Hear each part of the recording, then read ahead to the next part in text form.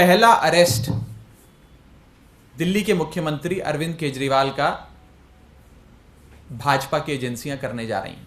अरविंद केजरीवाल जी को जेल में डालो, 7 सीटें दिल्ली की अपनी जेब में डालो। एक योजना बनी है और उस योजना में पहला अरेस्ट दिल्ली के मुख्यमंत्री अरविंद केजरीवाल का भाजपा की एजेंसियां करने जा रही हैं। दिल्ली में 7 लोकसभा की सीटें हैं। इंडिया गठबंधन अगर एकजुट होकर लड़ता है तो 7 की 7 सीटें बीजेपी हार रही है। आप भी जानते हैं, हम भी जानते हैं। और ये 7 की 7 की सीटों की हार बीजेपी को इतना सता रही है कि वो अपने अरेस्ट की शुरुआत दिल्ली से करने जा रहे हैं और पहला अरेस्ट अरविंद केजरीवाल जी का करेंगे, ताकि इन 7 सीटों पर आम आदमी पार्टी लड़ने लायक ना रहे।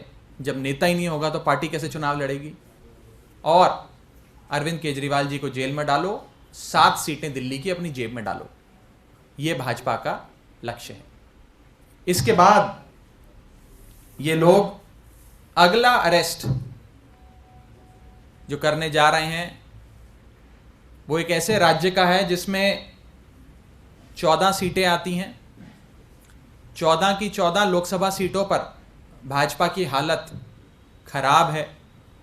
और ये झारखंड राज्य, जिस राज्य में जेएमएम पार्टी की सरकार बनी, जब से हेमंत सोरेन साहब वहाँ के मुख्यमंत्री बने तब से उनकी लोकप्रियता इतनी बढ़ती गई कि वो भाजपा जो 2019 में 14 में से 12 सीटें झारखंड की जीती थी, आज 14 में से 4 सीटें भी जीतती नजर नहीं आ रही है। इसी के चलते अगला अरेस्ट वे हेमंत सोरेन साहब का करेंगे और झारखंड की रेस में अकेले ही भाजपा दौड़ेगी, अकेले ही जीतेगी। ये लक्ष्य है। इसके बाद बिहार के राज्य में, जहां पर पिछली बार नीतीश कुमार के सहारे भाजपा 2019 का लोकसभा चुनाव लड़ी थी, शानदार प्रदर्शन रखा था, 40 में से 39 सीटें जीती थी।